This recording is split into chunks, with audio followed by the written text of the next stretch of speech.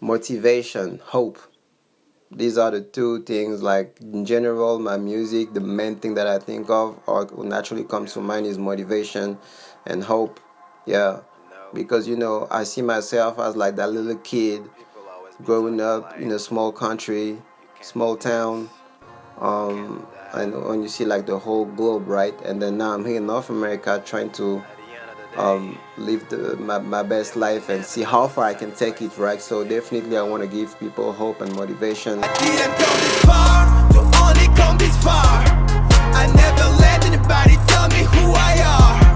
This is my life, I'ma shine like a star. Cause I didn't come this far to only come this far.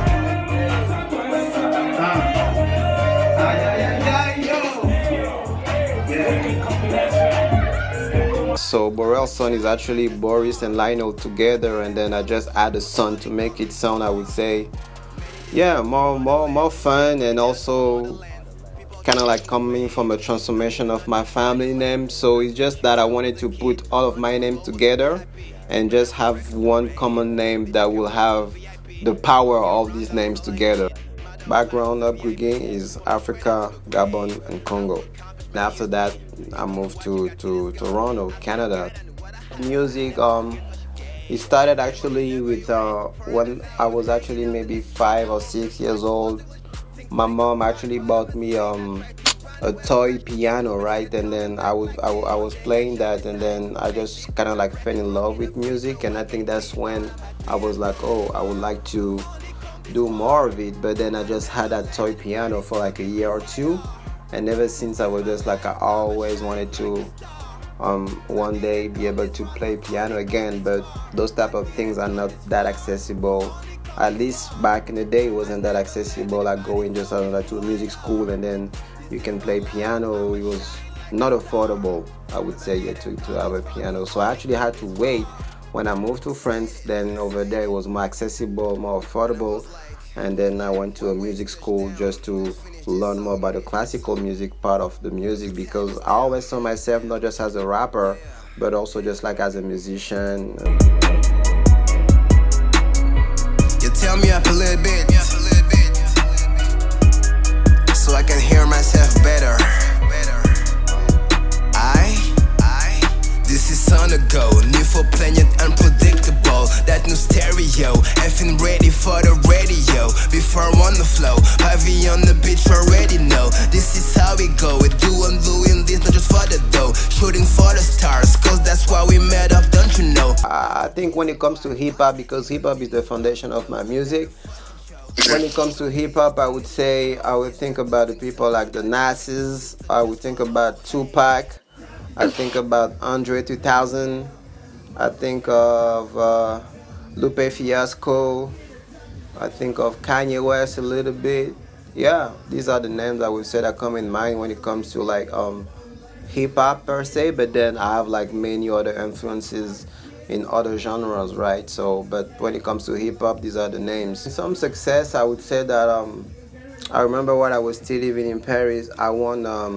I was top 5 for like a hip hop showcase contest done by like an American media music promotion company called Coast to Coast. So it's like they do showcases all across the world, and then they bring the best ones during an annual music convention in Miami called Coast to Coast Live. So I think one of my success was definitely that I was able to be like top 5 in Paris, and then being top 5, they brought me to that gave me the opportunity to go to Miami, and then in Miami I was able to make a lot of connections, and then through that trip in Miami and those connections made, I was able, I think that was a year or 2 years after that, to actually have a spot to perform at South by Southwest in Austin, Texas.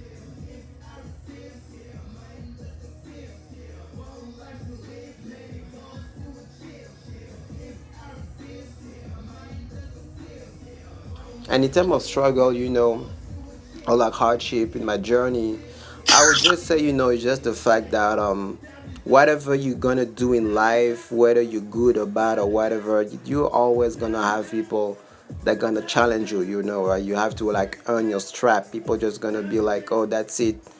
you're good, or like you can have everything. You have to show and prove.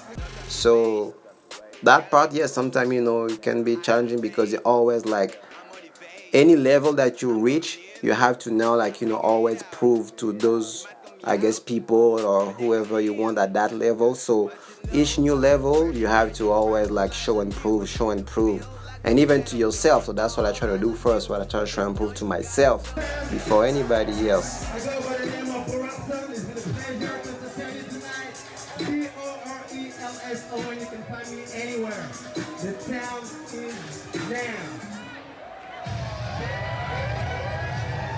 Album, as far as I can see, is about the power of visualization, because even when you look at the cover art, right? I'm like having my eyes actually closed, and then what I find interesting in life is that whenever you have like to dream or to visualize, most of the time you actually close your eyes, right? And which is fun. It's like you have to see, but at the same time your eyes are closed. But and some people say that actually is more about actually you have to activate your third eye. So that's when the cover art I have like kind of like smoke and all that stuff here, and the background look like an eye.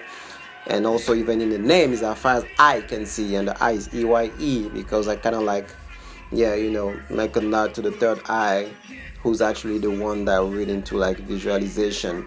So to me, just that overall in life, I think that the power of visualization, that's something that we all have, and that a power that we all can tap into. And the more we tap into it, then the more we'll be able to actually manifest anything that we want to see in real life.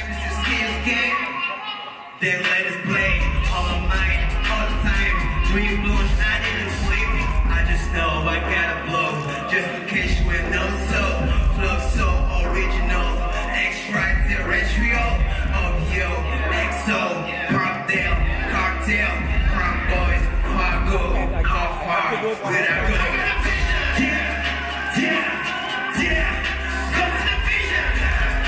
Yeah. Like so far we don't even know whenever it's gonna be possible to actually come together, have like large pack of people, and very like being like physically close, because if you want to do like a social distancing like events, then you're very limited, right? And also when you go to a festival or show, you don't really want to be like social distancing, because you come with your friends and all that stuff, right? So I know for sure that the main thing that I see is gonna be affected is the way now we're gonna produce and be able to experience live shows. Like that's the main thing that I think I see. But then for us artists, when it comes to just create, I don't really see a big difference, because yeah, you can still just be in your room and go to a studio.